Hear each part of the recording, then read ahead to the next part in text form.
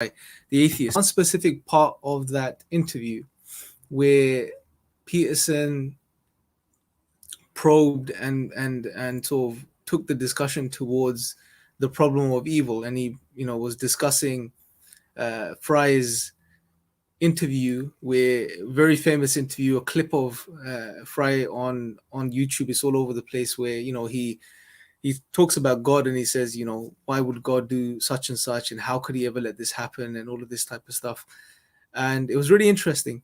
But I think one of the points that I wanted to, anyone that's seen the interview would realize this, that they didn't really go into, or Jordan Peterson didn't, and although it's not his place to do this, because he doesn't claim publicly to believe in God or a creator, and doesn't delve into this topic too much.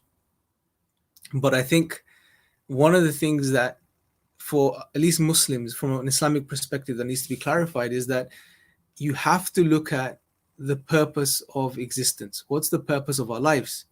Because only when you consider the purpose of life and what this world is all about and what human life is all about, only then can you really put all the pieces of the puzzle together when it comes to the problem of evil and suffering.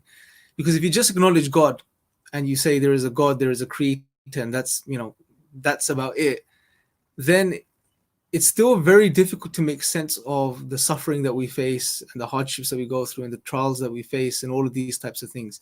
So you have to not only acknowledge God, but you have to look at, okay, what is this life about? If God created everything, he created this world, he created human beings, he allowed for suffering to take place, then what was the reason God created this existence for in the first place? And when you consider this, then things fall into place. And that's why, from the Islamic perspective, wa alaikum assalam to Muhammad Aslam, one of the things that you realize from the Islamic perspective is that Allah makes very clear in the Quran what life is all about.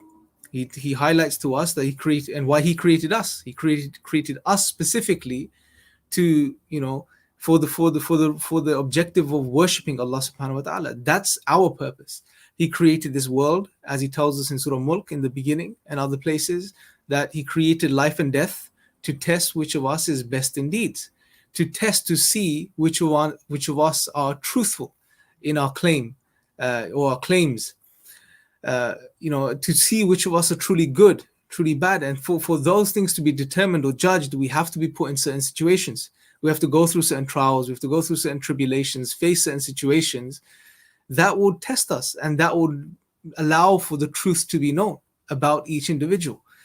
That's why God created this world, and hence there is, that's one reason, or one way to address the problem of evil. Hence you see evil and suffering, difficulties, trials, tribulations, tests, because they're a part and parcel of this whole system.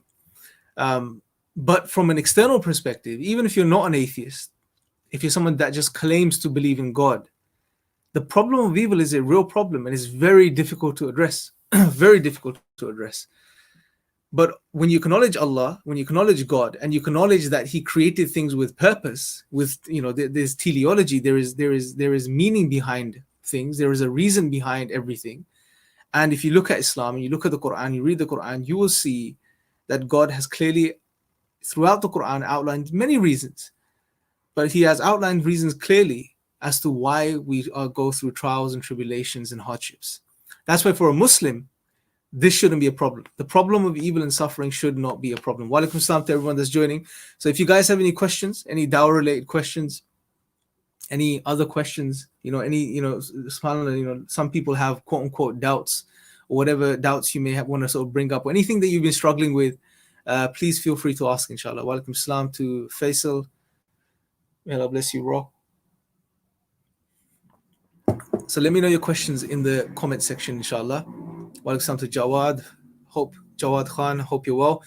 So yeah, going until your questions come in, just going back to that point of evil and suffering, it should not be a problem for Muslims, because Allah has given us everything that we need to be able to understand evil and suffering, understand why people suffer, why we go through hardships and trials. It's all outlined clearly, and it all makes sense. Although it makes sense, now one can argue, although it makes sense, it doesn't make it easy. Of course not, right? When you go through hardships and trials, it's difficult, you know, and sometimes people go through some really difficult things and some really, you know, tough times. And we empathize. We empathize with ourselves and with others, and you know, we understand that these ain't easy. Just because you understand, you know, the nature of this world, it's not going to be easy. You know, that's a part and parcel of the test. But that doesn't mean just because it's not easy, or it's not, the explanation isn't appealing, or you don't like it, doesn't mean it's not true, or it doesn't mean that it doesn't make sense. It's not comprehensive, right? So they have to make that distinction between these two things. As far as why evil and suffering exist, Allah has told us clearly, it's comprehensively, it makes sense. All the pieces of the puzzle come together, but it doesn't mean it's going to be something that's, you know, easy to internalize or easy to therefore deal with, or that someone may like it or not like it. It's not based on that, right? So we have to make that distinction, because a lot of times people, just because they don't like an idea or it doesn't appeal to them, they just reject it, right? But we have to draw the line there. Wa alaikum salam to everyone that's joining. Hope you guys have been well and keeping safe, inshallah. So anyone that's joined now, if you have any questions, please feel free to ask in the question section, or any, you know, things that you've been dealing with as far as da'wah, doubts, etc., and we can address those, inshallah. And brother, please make small videos. So brother Faisal, make small videos which you answer the difficult questions asked by these. Yeah, I'm going to continue, inshallah, doing the small videos very soon, inshallah. It's just I've been caught up with some other stuff, but as soon as you know, now inshallah I'll make a start very soon, inshallah. I have actually a series of live streams coming with a special guest, inshallah, starting hopefully next week, or maybe the following week, so look out for that as well, inshallah. Wa alaikum salam. Books you advise us to read. I did a video on book recommendations last time. I actually recommended 2 books last time on one of the last streams in regards to the Prophet sallallahu alaihi wasallam and his encounters with the Christians. But it really depends. I mean, what topic are you looking into? Because some topics I'm completely clueless about. But you know, if you could tell me a specific topic that you're looking into or looking to study or read about, then I can probably recommend you some books, inshallah. Amir says, Assalamu alaikum from Southall. Wa alaikum salam. Which is the best book against Darwinism? That's a question for Sabur. Which is the best book against Darwinism? One book that I did go through, so not finish, but you know, read some of, was by Stephen Myers, I think. Dr. Stephen Myers, if I'm not mispronouncing his name. It's called Darwin's Doubt. That was very interesting. So that's probably the only book I could recommend you guys, which is Darwin's Doubt. You know, and he sort of went through or highlighted some counter evidences to the grain. So, you know, things that have been scientifically observed, which present a big problem for the Darwinian mechanism. So that was very interesting. So that's probably Darwin's Doubt is a good book. Although there's loads of books by Sabur. See where his section is. It's here. Let's see. Yeah, I won't be able to recommend you, but he has like a ton of books, guys, honestly, on Darwinism and all of this type of stuff. Am I looking in the right direction? Yeah. So let me just turn this so you guys can see. So this is Sabur's little library section, and most of those books on that shelf are to do with evolution. So he's probably the best person to ask. And let me see if anything sticks out.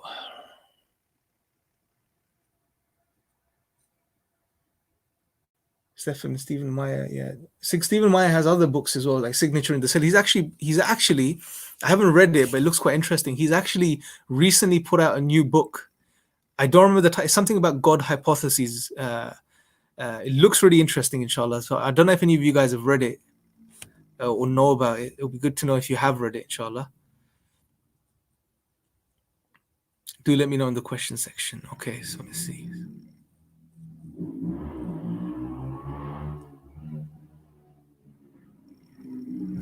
Assalamualaikum Mahnoor, Jazakallah khair. When will Ira be coming to Italy? As soon as I think the international trips are starting again. As soon as lockdown in the UK, we get more clarity on it. Because at the moment, it's neither here nor there. We're like mid-stage, uh, you know, uh, in between opening up fully and not. Um, so as soon as we find out what's going on, I think the international trips will start again, inshallah, very soon. I don't know if there's any plans for Italy trip, but inshallah, let's see. So Muhammad Hadib says Professor Shoaib Ahmed Malik just released his newest book on evolution and Islam in general. It's pricey, but there are ways in which one can get a free copy PDF.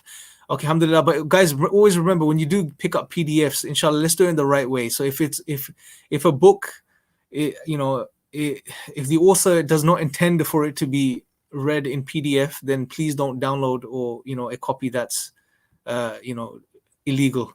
It's just not right to do that, especially when it comes to knowledge. It just doesn't show respect for it. If you can't buy the book, try to contact the author, see if you can arrange something, inshallah. So keep that in mind, inshallah. So how do you confidently speak in front of the camera, bro? I am trying, but I am not confident enough. Can you share some tips? Yeah, I will do, bro. Actually, it's a topic that we haven't touched upon. So I'll definitely share some stuff, bro, inshallah. And may Allah make it easy for you. Hopefully, inshallah, you're doing something in the da'wah. Do let us know what you're doing, Muhammad Aslan. As far as speaking in front of the camera, a lot of it comes down to just time and experience, guys, honestly. That's one of the biggest things. I naturally am a very type of introvert person, so I'm not too loud. I'm not too, I don't like big crowds and stuff like this. So it's something that comes over time. But I think there's a lot of things, to be honest. Look, and there's something I've put together for this as well, for public speaking. But it all starts off. There's many things you need to consider when it comes to public speaking. You have one of the fundamental things is, what's your drive? What's your purpose? What is the why behind what you're doing? If the why is clear, or you can make it as clear as you possibly can, then that's going to really help you, right? Your why is extremely important, because if your why is not there, it's just not going to work. You have to have that driving factor, right? And that's fundamental. Another fundamental thing you need to look into is, and I know it may not seem related, but you have to look into, if you struggle confidently speaking to people or addressing people, then you have to look throughout your life. You have to look back in your life and look at, okay, what could possibly be the psychological reasons? And I had to do this, I had to do this with myself, because one thing I noticed was that whenever I'd initially, and if you guys go back to some of my early videos on YouTube, or, some of the early shows, this is previous to LDM times, I was very closed off in a way where I wouldn't sort of fully express myself or be able to comfortably speak. I was a bit nervous, although I wasn't anxious, but the nerves were still there. I would hold back, and I had to go back, because I had certain events in my life which at a young age which led me to sort of close off, and it left this trauma in my mind, which would affect what I would do today. And a lot of us have trauma. And that trauma, childhood trauma, maybe certain experiences, maybe where you were speaking to someone and someone was laughing at you as a child, maybe someone made fun of you when you in front of loads of people, that trauma can really affect you. And you may not notice it, but subconsciously it can affect you even later in life. It can affect you in many spheres of life, and especially when it comes to addressing people publicly and having the confidence to do this. So it's good to go back and revisit those times and work through those traumas. You don't need to work through it, meaning, just relive those moments in your mind, go back to it, see what lessons you can take from it. What was the good that came out of it? If there's anything good, and I'm sure when you look for lessons, you'll find lessons in everything. There's probably definitely good in that, but if you can go back and see if you can find good in that. Also, just to reconcile everything, because that is the past. It's gone. It was one experience. As long as you could take the good from there and then move on, that's the key thing. But it's about making resolve. move on from that. Know that one experience doesn't define reality, right? Life has is full of experiences, different people, different occasions, different events. Just because one person may have treated you in a certain way or made you feel a certain way doesn't mean everyone will, or what they felt about you was true. It doesn't have any bearing on this. So deal with that. And these are the fundamental things to do. And then the other thing is, there's loads of techniques and tips that you can use as well. So for you have a good, especially when you're doing presentations. Now this is just a Q&A, but when you're doing presentations, so say you're presenting, you're doing a talk or a speech, or you're speaking in front of a group of people, etc. At university, maybe, I don't know. There's a way of structuring your presentations, right? So you can have beginning, middle, and end. We all know it's a good structure to stick to because it's simple. You always want to start off with a bang, something, that captures people's attention, something that really gets people to focus on what the message is. It's good to do some research on your audience as well, because that means you're investing in the people. And then when you do your introduction, whatever you start with, interlace that with something about the group that you're addressing. Questions to start off with is very important, because everyone that speaks publicly, initially there's a few moments of anxiety. There's a slight, even experienced public speakers, there's always some level of anxiety, some level of nerves in the initial couple of minutes of the presentation. And there's techniques on ways of getting around that. Maybe we can do a full live on this at some point, inshallah. I think it's a good topic, because I think Muslims need to be more vocal in the right way. Because a lot, and I don't mean necessarily by YouTube and a lot of the stuff that's coming out these days, but in different spheres of life, addressing different people. The da'wah is about communication, right? You're speaking, it's public speaking. You're speaking to other people, you're engaging with other people. So it's very important to have public speaking skills. Then there's also and it's a very ancient way of doing things as far as the rhetoric is concerned. The three parts of speech which people need to consider, which is the logic of the argument. You need to have your logical points clearly defined. You have to also have the emotional element of what you're saying through stories and examples and real life examples, personal stories. And also another key one is to build trust. I think the Greeks initially really structured this, but this is something you'll find cross-culturally, different parts of the world. You'll find something similar when it comes to speaking. And I looked into this in quite some detail when I was putting content together for something a few months ago. But what you notice is that there's these three parts that come over and over again, is to win the trust of your audience. Very important. And that's done through many ways. It could be that there's two elements to this without getting into too much detail. It's your appearance when you present publicly. And on top of it, more importantly, it's your credentials. Do you know your stuff? Are you someone that has understood the topic you're speaking about? Because if you don't, then people aren't going to trust you. And if they don't trust you, they're not going to be influenced by what you have to say.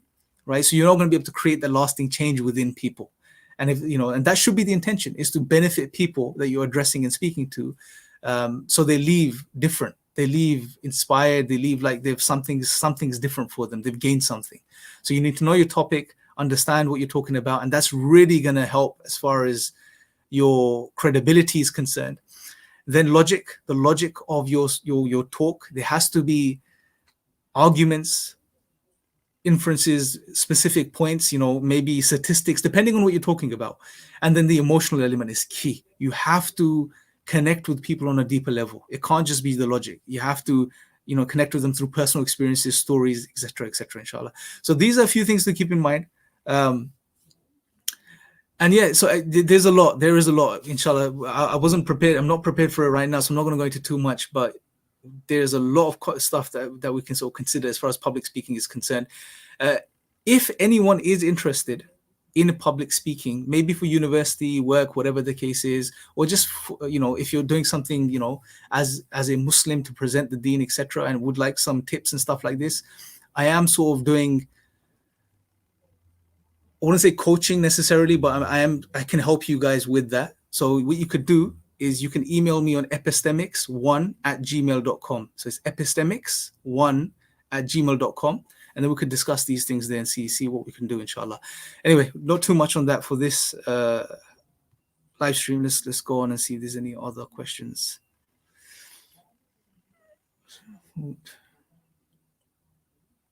Okay, so brother says, I have doubts when it comes to chance. Why can't the earth be created by chance? If the possibilities are infinite, this isn't a chance. Probable against infinity.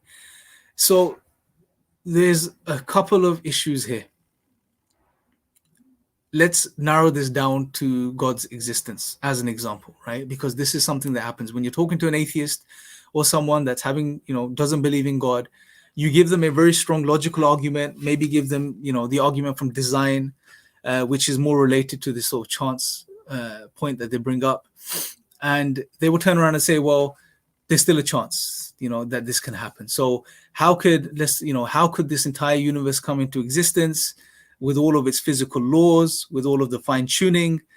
How can you claim that this is a product of blind, random, irrational processes, right? Now, someone can turn around and say there's a chance, right? And they are justified to a degree in doing that, but they are not being consistent, I would say, with the way they perceive and understand reality. And what I mean by this is that when it comes to other areas of life, right, whatever it is, right, for example, crossing the road on a busy highway, yeah, we do this thing in our minds. We may not think about it. We may not. It may happen in a split second, but there's a process. There's a process of rationalization, and where we employ common sense, which goes through our minds whenever we're trying to do something. Okay, take the crossing the road on a busy highway or busy street, right? Before you cross that road, your mind, if you slow down that process, you're going to go through some questions. You're going to think about some things. You'll be like, is it safe? What's the possible probability that I would get hit? Right? What's the probability that I'll make it across the road safely? And you look at many factors: the traffic lights, have they gone red? Are they green? How many cars are coming? You consider all of these things. It happens very quickly. But what we would do in our lives when it comes to such situations is that we would go with what's most probable, what's most likely, right? We'll do that throughout our lives. It's called using common sense, and it works, right? Hence we survive and we continue. But what's interesting is that when it comes to the question of God, the question of religion, these individuals are not consistent with their own way of understanding and perceiving reality. What they do is, when it comes to everything else, okay, this is more likely, so this is the right thing to do. This is correct. This is true. But when it comes to God, their standard changes. They would go with the most unlikely possibility just so they can deny God, right? They won't go with what's most likely. Now, if, for example, if I told you guys, or any of you guys now, would any of you guys cross a busy motorway, just run across a busy motorway blindfolded? I'm sure none of you guys would do that. Immediately say no, because you calculated everything in your mind. You calculated the risks. It goes against common sense. There's a chance you'll survive. No doubt there's a chance you'll survive. There's a chance for everything, right? There's a chance you'll survive. However, the probability is that you would get hurt, you would get injured, you would get killed. So you won't do it. In the same way, when it comes to this universe, I mean, if we really stop and study the universe, and you look at what science is telling us about the universe, what mathematicians are telling us about the universe, what physicists are telling us about the universe, you look at the laws of this physical universe, you look at the constants and quantities, which are precisely fine-tuned, the fine-tuning of this universe, the most probable and rational and answer that's based on common sense is that there must be something that's created this, a being that, or something, at least something that created this, right? That's the most rational, probable thing to go with. But then if they still want to argue, well, there's a chance something magical happened, right? And this universe came into existence. If they're willing to shift all of their bearings just on this point, what does that tell us? That tells us a few things. Number one, they're not being consistent with their own way of observing reality, right? Number two, they're not using common sense. Number three, because they're not being consistent and not using common sense, something else is going on. It's not a logical problem. It's an emotional issue. It's an emotional problem. So to summarize everything, for Muslims, if we find ourselves in this position where that chance thing, really appeals to us, or where we find ourselves inclining towards that chance hypothesis, then it's time we really ask ourselves, what's the deeper root cause of this? What's going on? Maybe we've not been connecting with Allah. Maybe we've been engaging in sins. Maybe we've been doing things which are pushing us away from Islam. And because we're feeling this dissonance within us, we're feeling away from Islam, but at the same time, we know Islam tells us to do X, Y, and Z, but I'm doing A, B, C, right? Which Islam tells us not to do. This dissonance, human beings don't like to be in a constant state of agitation, right? We don't like to be in two minds. So we have to do away with this contradiction that's in our minds right now. And the easiest way, unfortunately, for many people, and they don't think about this, it's very important to know this, the easiest way for most people to deal with this is to move away from Islam, because their desires and the things they enjoy have overwhelmed them. And the easiest thing to do is deny Islam, somehow prove to yourself that Islam is not true. And that means even if you have to go to that chance hypothesis, you'll do that, or you'll incline towards that now because you have to disassociate from Islam. And then the things are easy because you know, okay, I'm not bothered. Islam is not true now for me. I don't believe in it. Therefore, I can do what I want to do comfortably, and I have nothing, no regrets, no anxiety, no agitation. It's okay now. I can do whatever I want, right? So it's very interesting the way our minds work and the way Shaitan comes in and influences us in these points as well, where, you know, and you'll notice this, you know, we've probably experienced this ourselves when we're feeling distant from Allah, we're feeling distant from, you know, the Quran, you know, we're engaging in sins. We suddenly find it that, you know, doubts are coming into our minds, right? We're leaning towards all of these atheist things that they're saying. What the atheists are saying are starting to influence us. They're starting to have an effect on us, right? So it's part, you know, the way we want to disassociate because we don't like the dissonance. Part waswas, probably Allah knows best, you know, and it's all of these things, but it's not logical. It's not common sense. That's what we need to understand. So hopefully that addresses the question, Hassan, by inshallah, to a degree. Okay, so it's a question by Jesus. I think that's how you say your name. Apologies if I butchered your name. What is Islam's point of view on the discovery of intelligent life, like ours, like humans, intelligent like us, or another planet? Isn't that proof of the theory of evolution of humans, son of Adam? I don't see the link you're making with proof of evolution necessarily, but as far as I understand it, that our religion, the Quran and the Sunnah, are silent or don't say much as far as directly in regards to life on other planets or in other parts of the solar system. However, Allah does say in the Quran that He has created many creatures and He has scattered many creatures throughout the heavens and the earth.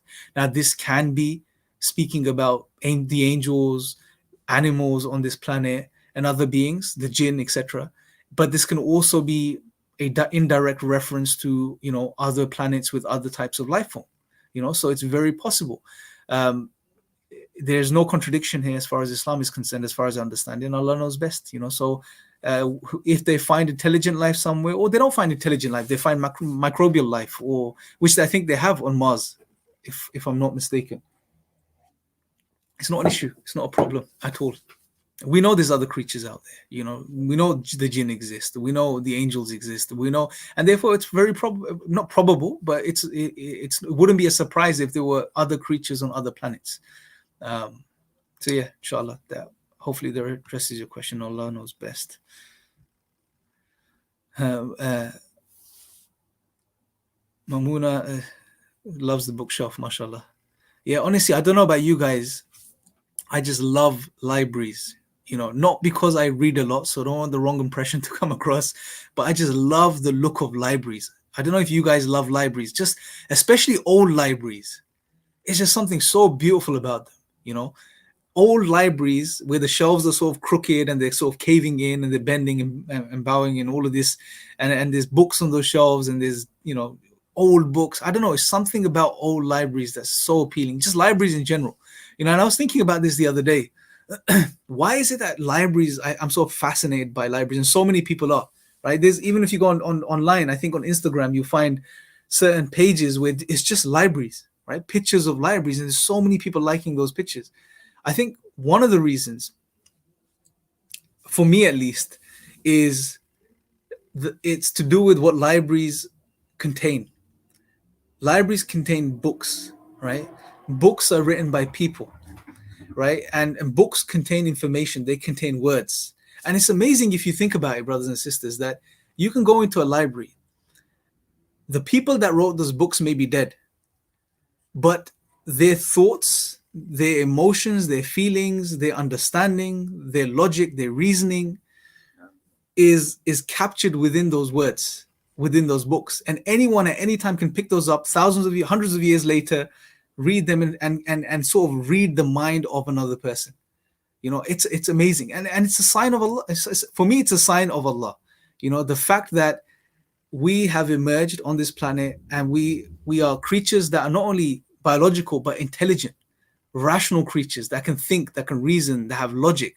How do you make sense of this in the absence of God, if everything is a result of just blind random physical processes? How do you make sense of a library, right, with these books that contain information, knowledge? I think that's one of the things that's really amazing about libraries, subhanAllah. But I don't know, I went off on a bit of a tangent. But anyway, let's see any of the questions. Mobility. What is the possibility of traversing or reaching the end of an uncountable infinite? We can only talk about this in logical, or not even logical, we can only talk about this in hypothetical terms. But I think the way I understand it is, when you think about the infinite, by its very definition, it's something that doesn't come to an end. And hence, if it doesn't have an end, it's impossible to reach an end, right? That's one way of thinking about this, right? So, for example, I think Hamza makes this example of dominoes, or a row of dominoes. I think it's in his argument for dependency, in his book, The Divine Reality. And he says the row of dominoes, you have the row of dominoes, and it's an infinite row. So therefore, it goes on forever, right? Now think about it. If you were to walk down that street, and I'm not saying he made this exact example, but I'm just using the same analogy. If you were to walk down that street, and there's a row of infinite dominoes, or say cars, there's a row of infinite cars, and if you were to start walking, would you ever reach the end? The answer is no, because it's infinite, and infinite by its very definition is something that has no end. So that's how I would understand it.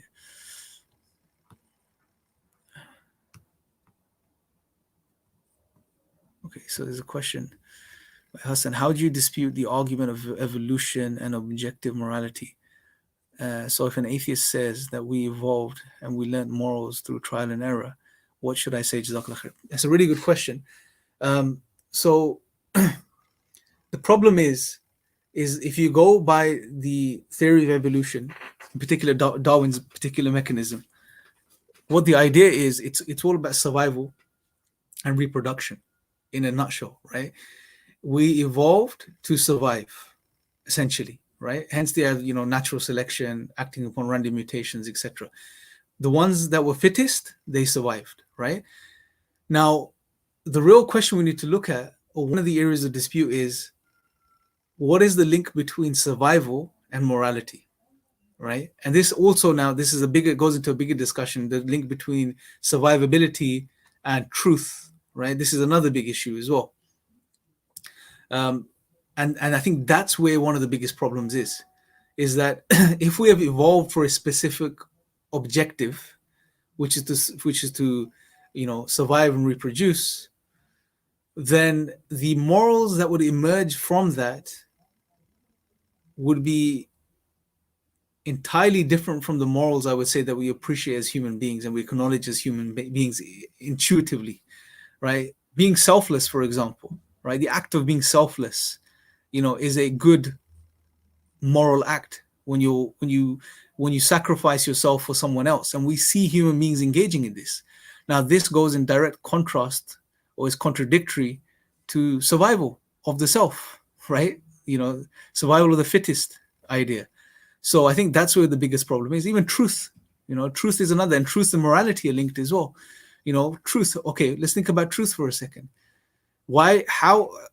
And this comes into the argument from rationality.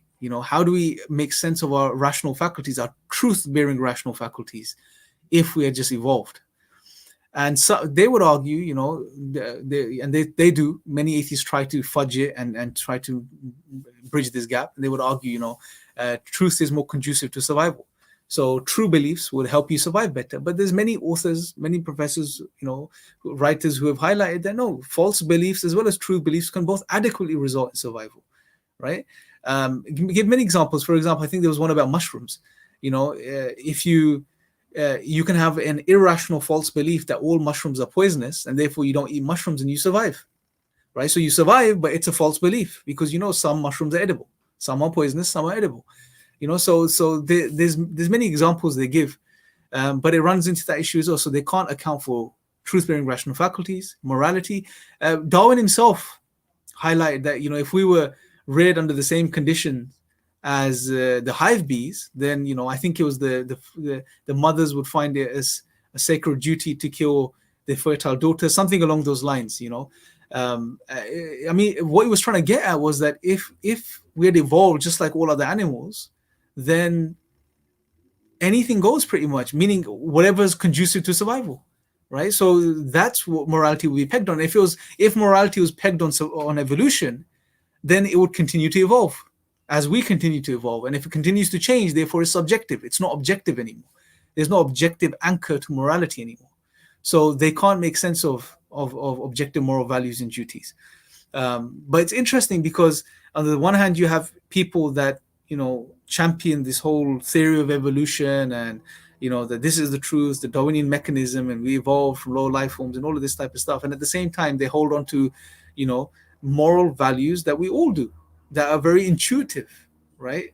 But the moral values they hold on to go in stark contrast to their view in regards to how human beings came to be. And this is the problem they have to deal with. So those are a few things I would mention to someone who would try to ask you that type of question, inshallah. Hopefully that helps, bro. Okay, let's see.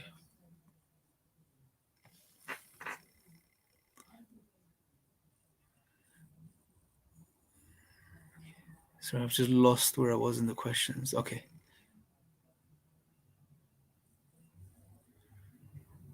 When are you visiting Pakistan next? Psalm 21 is asking. I would love to visit Pakistan, inshallah. I'm actually missing Pakistan right now. It's somewhere where I just find, I can just breathe. I can just relax.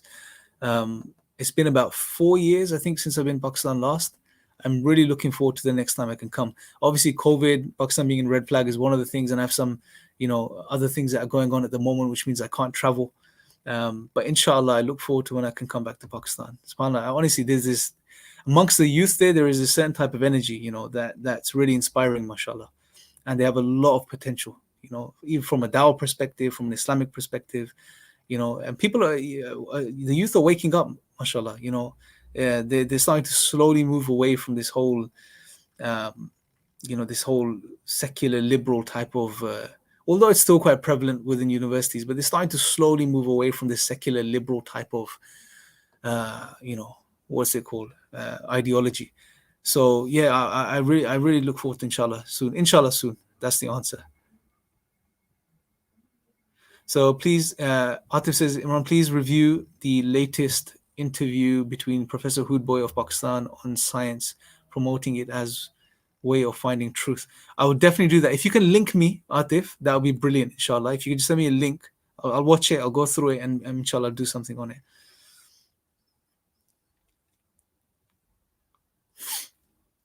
So Muslim person says, let me ask you, how would you go from deism to monotheism, or Islamic theism is probably more correct. So there's loads of ways you can get people to think about this and encourage them. I've actually got a video, Deism vs Theism, on this channel, so definitely check that out, where I touch upon these points in more detail there. But deism is the type of, again, there's no one definition, but it seems to be defined as a belief in a creator, a god, a being, an intelligence, a consciousness, something out there. However, it divorces this being from having a personality. It's not personal. That's what they would say, right? So and someone even goes as far as saying it's a mechanical type of being. And the way they manifest this understanding is by saying this cause created everything, this universe and everything that exists, and then let it be, right? Without teleology, without meaning and purpose, and just let it be, right? Now, there's many ways. One way that's really appealing to me that I like to address this is by saying, okay, look, let's just think about this from a just a rational perspective, but just a human perspective, right? How can we say that a higher consciousness, a creator, whatever they call it, right? Whatever they call this being, this creator is the type of being that just mindlessly makes something with great power, right? That has great potential, so much energy, and has nothing to do with it, right? I mean, and we can parallel this, although there's no comparison to Allah, but with the understanding with humans, like are we limited in comparison to this being, right? This creator. So if this creator can create a human being that has a will, that has a personality, that can choose, that has a moral sense, that has intelligence, then how can we say that this creator is less than what he created? It just doesn't make sense. Intuitively, it doesn't make sense. And this will be the point I really like to sort of go into. It's just intuitively, you can say logically, it just doesn't make sense to claim that our creator is less than us. It just doesn't make sense. And then I will go from there, and move on to sort of going into who Allah is and explaining who Allah is in more detail. That's the approach I would take personally. But there's many other ways you can do this too, inshallah.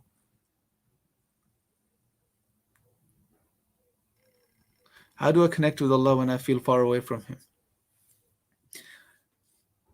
The best thing you guys can do, or we should all do, and we all find ourselves in this place. So one of the best things you can do is to start to develop a relationship with the Quran.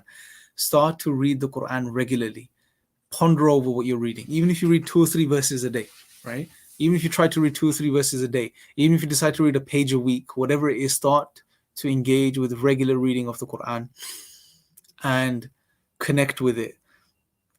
Don't just skim through it. Don't just read it and move on. Read, understand, reflect. When it makes sense, implement, right? Read, understand, reflect, and then implement. Start doing this, and honestly, when you start doing this, you'll start to notice the difference yourself. Things start changing. Things start changing. Alongside this, salah, our salah is the greatest form of dhikr, right? And we know dhikr purifies the hearts. It removes the rust from the hearts. So do you focus on the salah? Just try to get it right.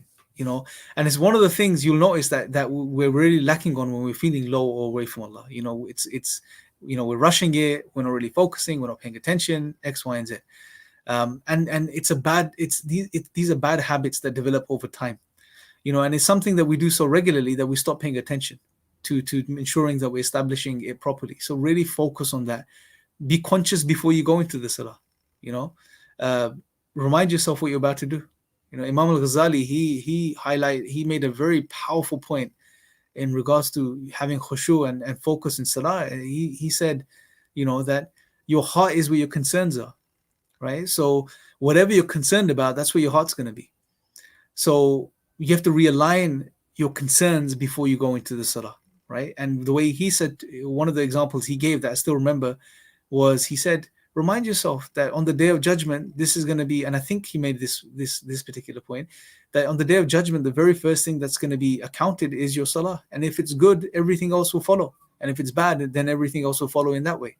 So remind yourself of how big this thing is that you're engaging in. You could, there's many, I think he presented, seeing, just using your imagination. Just imagine for a second Jannah and Jahannam on either side of you, and this salah is what makes the difference. So really try to focus in on your salah and try to improve that. That's something I'm continuously trying to work on. And we all fall short, brothers and sisters. We all feel this way sometimes. It's just a case of picking yourself up. Just because you fall, it doesn't mean you have to slide all the way down. Yeah, you fall, pick yourself up and keep going. Allah is the most merciful, the most forgiving. He forgives all sins. Just turn to Him, seek His forgiveness, and carry on, inshallah.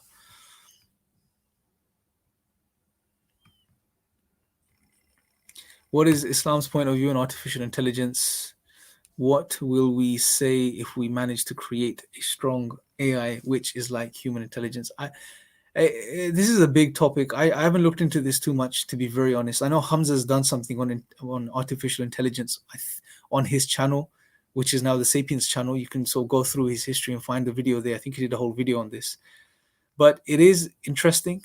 Um, as far as just from a purely logical perspective, I don't see, and an Islamic perspective, I don't see how they can create a piece of technology that is void of a soul that can replicate a human being, a human psyche. I don't see that happening at all. Although intelligence, if you just take intelligence as, in and of itself, they've done some great things with that, and I'm sure it's going to go much further. But I don't think we should confuse the two. They're not going to be injecting souls into these machines. Yeah, I don't know. As far as what will we say if we manage to create? As far as Islam, I would have no clue, bro. I would have no clue in regards to the first part of your question, but I don't think it will get to the point where, there will always be a difference. There will always be a difference between a human being and a piece of technology that the human being creates. When you make a table, you don't become the table. The table doesn't become you. So I don't think there would ever be a complete likeness from that perspective. But I don't know. Allah knows best. Is Sabur actually a farmer? Why do people always bring this up on comments in his video? That's a good question, Psalm 21. I have no clue. Maybe it's his hairstyle. Someone, who thinks Sabur looks like a Qawwali singer? One of those Qawwali singers from Pakistan. Who thinks Sabur looks like a Qawwali? His hairstyle looks like a Qawwali singer's hairstyle. Let me know, inshallah. Because I think for me, that's what it reminds me of at the moment.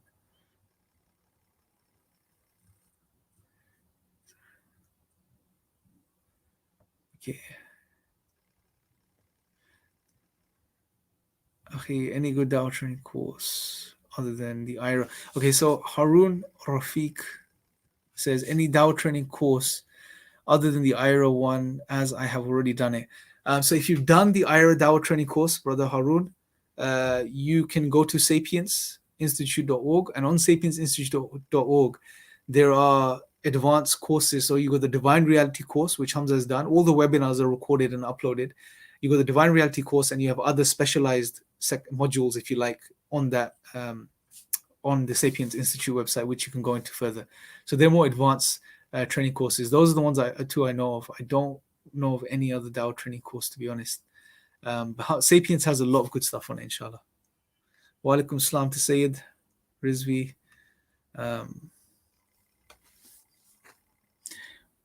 Okay, so what is... Okay, so you've done that. Okay, I just jumped the questions. SubhanAllah.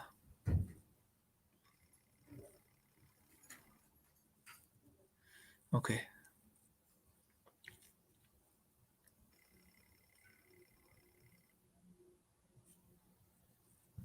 How would you go?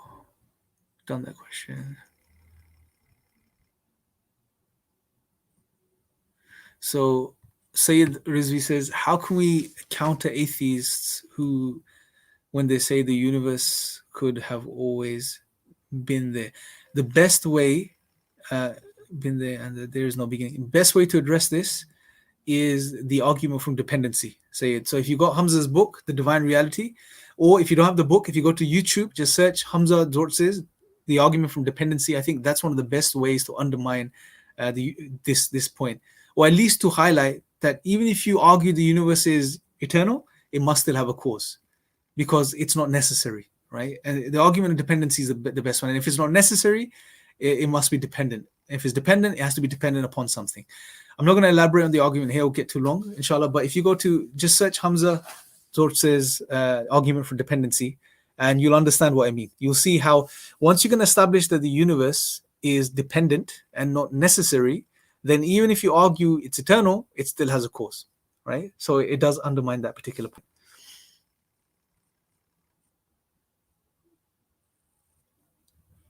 How do you... So this is a good question. Abdullah Khan says, how do you deal with depression and anxiety? This, I can only give you a general answer to this specific question, because obviously there's two things here. I'm not a qualified therapist or a doctor, etc. And secondly, when it comes to depression and anxiety, there are many different forms of depression and anxiety that stem from many different things.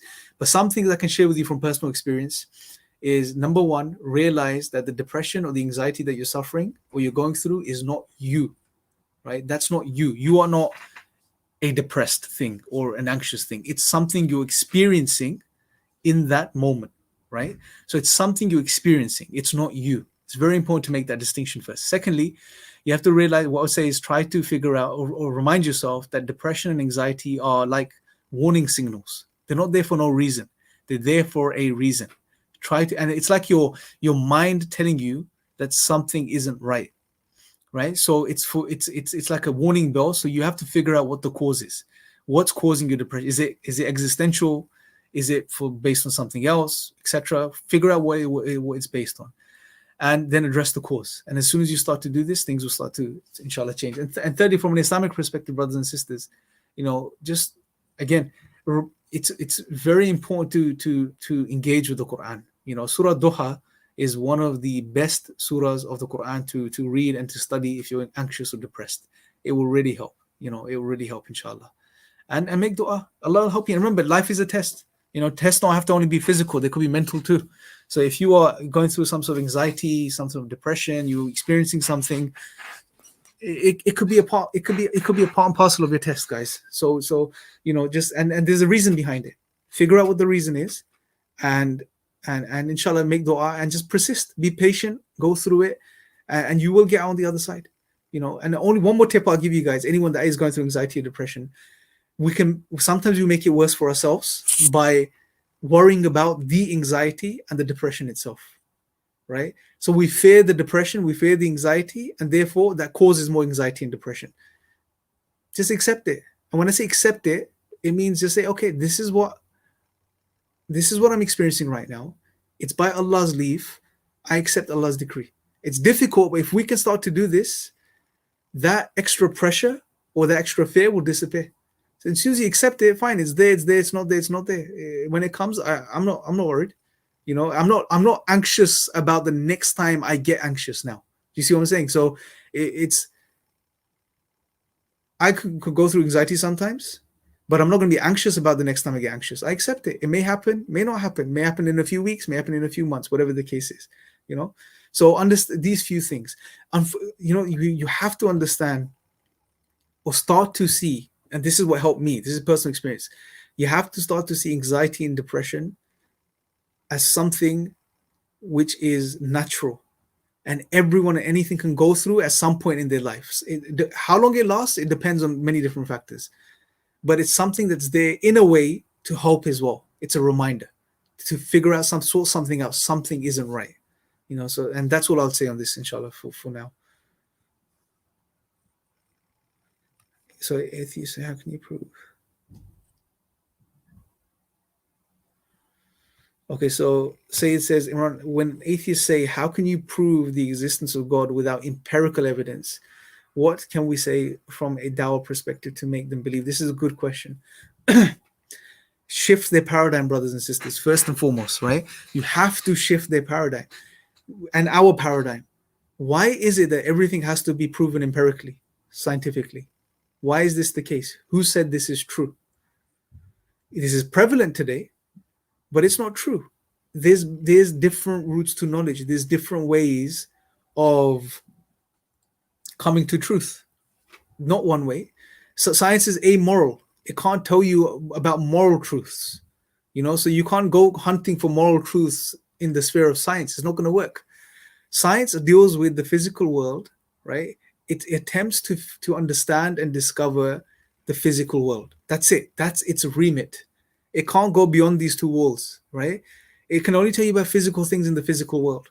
And if we understand that, straight away, that undermines what they're even trying to postulate, which is, God is not a part of his physical creation. So you're not going to get empirical data.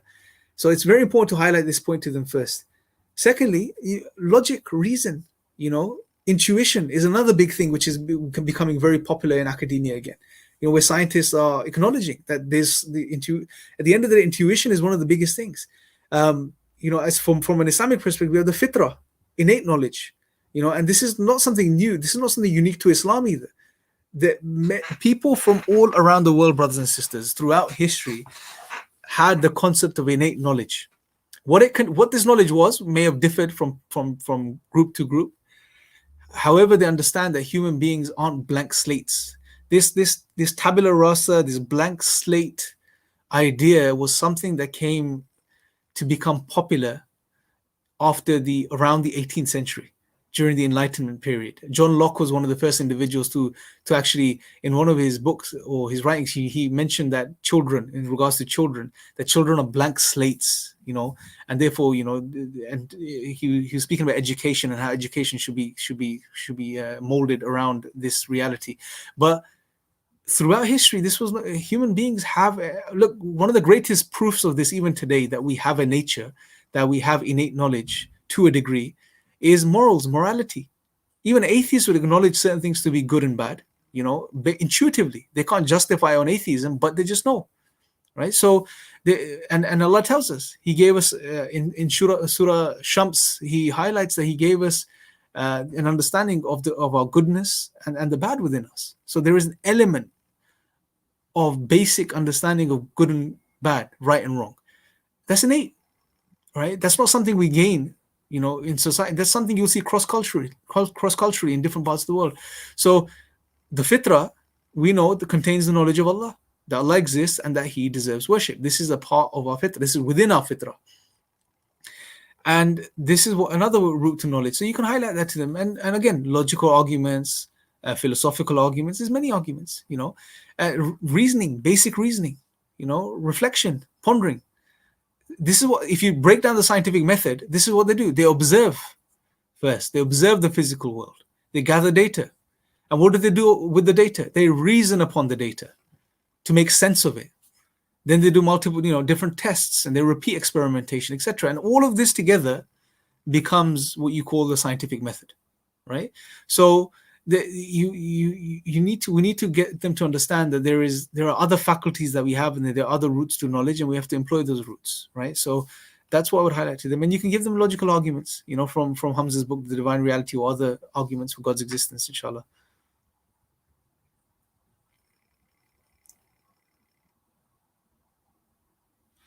Learn Islam. Neotic says, where can I send you a book I wrote recently for review? Bro, I'll be very honest, I literally won't have time to review it because I've got so many things going on at the moment. But if you do want to get your book reviewed by someone, it's best thing to do is email sapiensinstitute.org. Just email them and they'll get back in touch with you. And someone, inshallah, will be able to help you with this.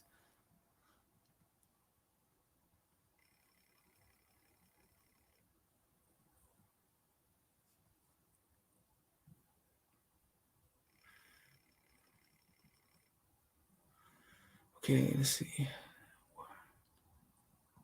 So Muhammad Aslam is asking, when is the book going to be released? I'm waiting for reading it. Yeah, sorry guys. Look, with the book, what's happened is it's currently been delayed. It's with the editor.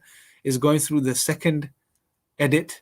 After this, there'll be a third edit, and then it'll be out. But there's been a delay for several reasons. I've just become very busy with other stuff, with work, with uni, all of these things going on. I just haven't had a chance to sort of follow up on it. But inshallah, it'll be out soon. What I'll do is, been jazakallah for the reminder, I will touch base with the editor and just ask them whether, how long it will be till the edit's done, inshallah, and I can give you more of an update later, inshallah, on this.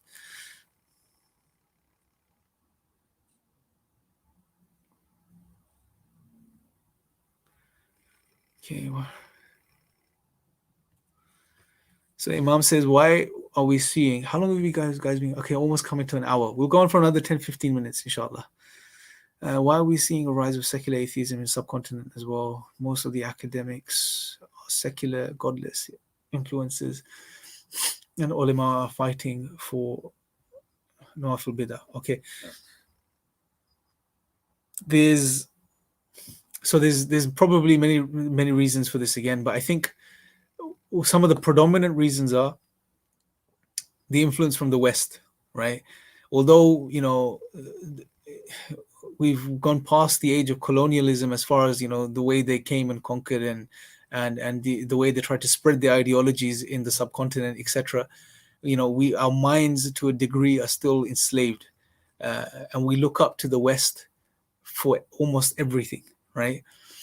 Hence, we are influenced by them in every way, whether it's education, the educational systems in the subcontinent, to a great degree, have become secular, right? And now whatever's remaining of the religious influence within the educational institutions is slowly being diminished and pushed out by, like you said, some of these academics and secular professors and all of this type of stuff. So it is a problem. I think influence has a lot to do with it. And I also think another element is, which is a misunderstanding of the deen, the incorrect education on Islam. Because when you combine these two things, when you get someone from the subcontinent who's not had the correct education from an Islamic perspective, what I mean by this is not even in-depth, just basic concepts, ideas, that we need to understand.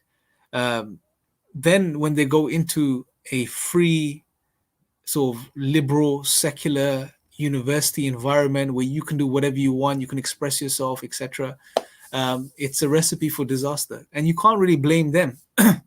You can to a degree, but these are two areas that need to be dealt with. Is the correct understanding of the Islam, understand the concepts of Islam, the philosophical tenets of our deen. And what I mean by this is, the way Islam is comprehensive. It makes sense of everything.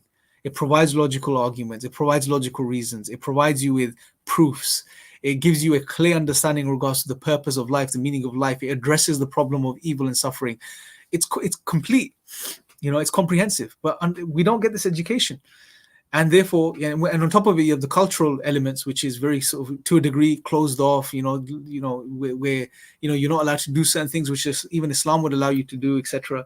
And they go into certain environments, they get that freedom. They get impressed by these academics and these professors, and they're gonna fall off track. But I think Youth Club are doing some really amazing work in Pakistan to sort of tackle these things, mashallah. May Allah bless them and increase them. And they're doing some brilliant work in Pakistan, to be honest, with the youth on university campuses, etc. Ziaul Haq, brother Taha Jalil, Ali, and the rest of the team, mashallah, they're doing some phenomenal work there. And there is a change. People are turning around. They're starting to wake up again. And I think Pakistan's very interesting because, like I said already, there is this, and I noticed this when I went to some of the universities in Pakistan a few years ago, even when you go into the unis, the vibe is secular, it's liberal. Even amongst the secular liberal students, you would find students, many of them, most of them, I would say, who still have a deep love for the Prophet sallallahu alaihi wasallam. They have a love for the deen. They may not be practicing, etc., but they have this love, and that could be nurtured. That fire is something you can't give someone. That has to be within that person. And that's what really inspires me, that they have that raw substance, and they're intelligent. They're very sharp, they're very, very studious. So if you can just give them or channel them in that right direction, they can do some phenomenal work, in Pakistan and everywhere around the world, mashallah. So yeah, I think those are the main reasons, or two main reasons.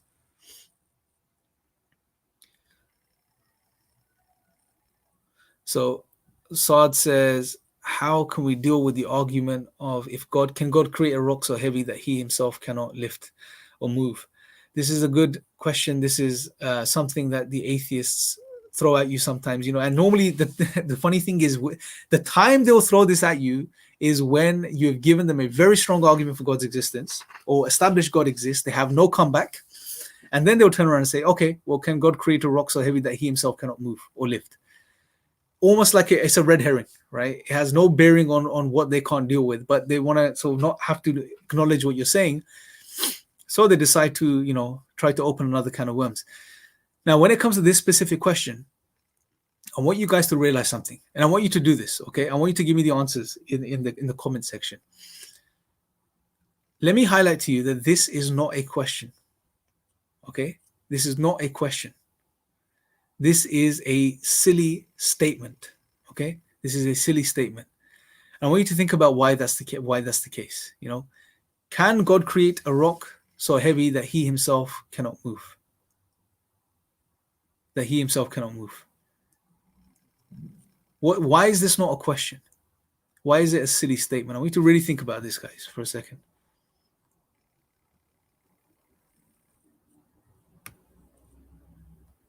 Let's see if you guys have sent any answers in.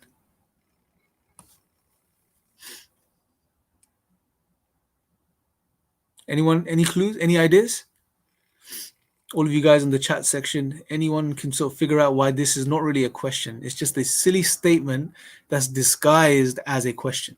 Just because you chuck a question mark at the end of a statement doesn't make it a question, right? Well, technically, in a way it does, but if you really think about the logic behind the statement, it doesn't. Exactly. So Wolf Al-Haniya, where's the answer? Oh, it's just jumped. Okay, here it is. Here it is. This is the answer. It's because you're saying God is limited and unlimited at the same time. That's what they're saying essentially. Can God create a rock so heavy? So can an all-powerful creator, you're acknowledging that he is God, he's all-powerful on one part of that statement, and then you're saying, can he create a rock that he himself cannot move? And then you in the second part of that statement, what you're insinuating is that he is not all-powerful, right? So it's a paradox. It's just a silly statement that's disguised as a question. It just doesn't make any sense. So that's how I would address it. There's other ways of addressing it, but that's how I would address it. You know, if it's a silly statement, then you address it in a simple sort of silly, funny, silly way as well.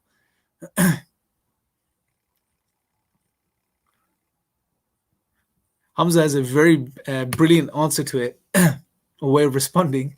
But I don't know if it's correct. I mean, Allah forgive us for doing that. I don't know if it's correct to say this, but just to make a point to them, it's like saying an all-powerful God, he can create a rock that he cannot move, and then he can move it.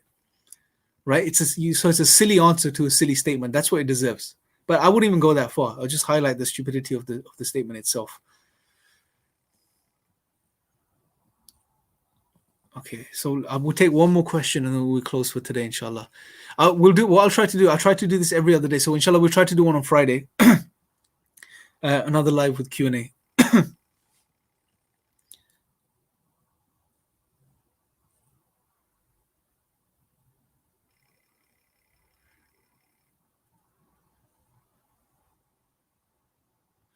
Okay, we'll take this question. Assalamu alaikum from Netherlands.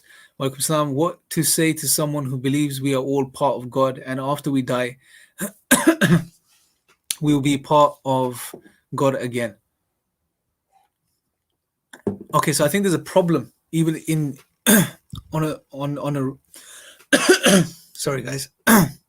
So I think there's a problem even in their statement, because they're saying we're already a part of God and then we'll become part of God when we die. So which is it, right? Is it, are we already part of God or we'll become a part of God? So the question, the statement itself is problematic because you can't be both at the same time.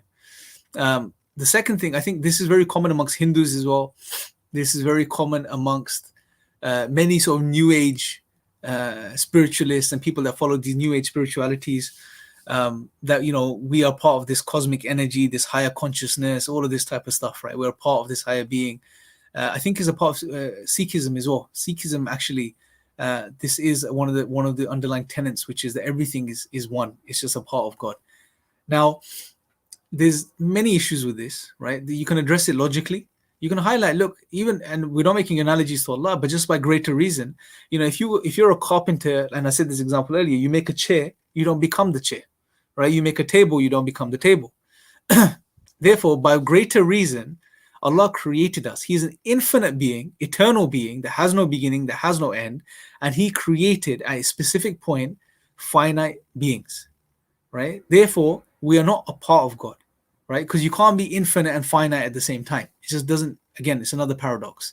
So you can address it from this perspective as well. I think Ibn Taymiyyah made this point about transcendence. The other thing you can highlight is, again, how can we say an eternal perfect being is at the same time finite and imperfect, right? Because as soon as you say, that we are a part of God, in other words, what you're saying is you are God because you're a part of God. Well, you're a finite being who has limitations, who has weaknesses, who makes mistakes. Then what you're saying is this is God. Well, this is not befitting of God, unless you believe in a God that's imperfect and has, makes mistakes and all of these types of things. So it just doesn't make sense. If remember, if they're speaking to a Muslim, they're speaking to us. We are the ones that are giving them the definition of God. We are telling them who Allah is. Allah is eternal. Allah is perfect. He has no beginning. He has no end. Allah is His knowledge is perfect. He is the all-wise, the all-powerful. We are the opposite of these things, right? We are nothing like these things. As Allah says, there is no kufu, there is no likeness to Allah, right? So therefore, how can you say a thing which is the total opposite of another thing is a part of that thing, right? It doesn't make sense. So you can use some of these points, inshallah, to sort of get them to start thinking in the right direction, and then you can bring them to a better understanding of who Allah is. That's why we say Allah created everything, He maintains everything, He sustains everything, He has total power and control over everything. But this created realm is not a part of Allah. Allah is distinct and disjoint from everything that He created. He's uniquely one, and there's nothing else that's like Him, nothing that comes even close to Allah in comparison. So that's how I would address that specific point, inshallah. So brothers and sisters, just to give you some to wrap up, if you guys want to do Dawah Training course and you're looking to get involved in Dawah, and you want to sort of really get involved in sharing the message of Islam, please go to IRA.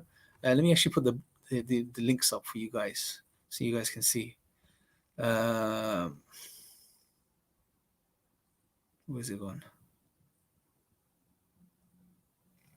So I haven't got it here, but it's training.ira.org. So if you go to training.ira.org, inshallah, you can do the free Dawah Training course, and there's a new Muslim mentorship course which is there, which is free as well. Please cover that, inshallah. Once you do that, you can give Dawah, inshallah. And you can give Dawah anyway, but you'll feel confident in giving Dawah to anyone, inshallah, once you do the course. If you've done the course and you want more advanced content and you want to, go through some of the high level stuff, go to sapiensinstitute.org. And on sapiensinstitute.org, you can go through all of the webinars which are free and recorded, the Divine Reality courses there, all of the other sort of side courses or supplementary courses are there as well, inshallah, that you guys can cover. And there's a lot more there for you guys to cover as far as content.